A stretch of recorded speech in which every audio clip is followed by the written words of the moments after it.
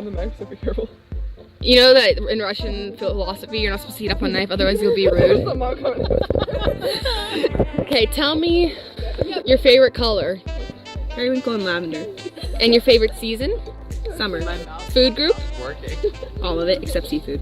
I really love Mexican food though. Any diets you were on? Never been on a diet. What's your favorite place you've been to this year? Spokane. So far. And why? Because I got to spend the week with a whole bunch of smart people and got to show up that I'm not that dumb. Where did you meet Shania? School. This is like- introduced her to me. It's like 50 questions with Vogue. 75. So So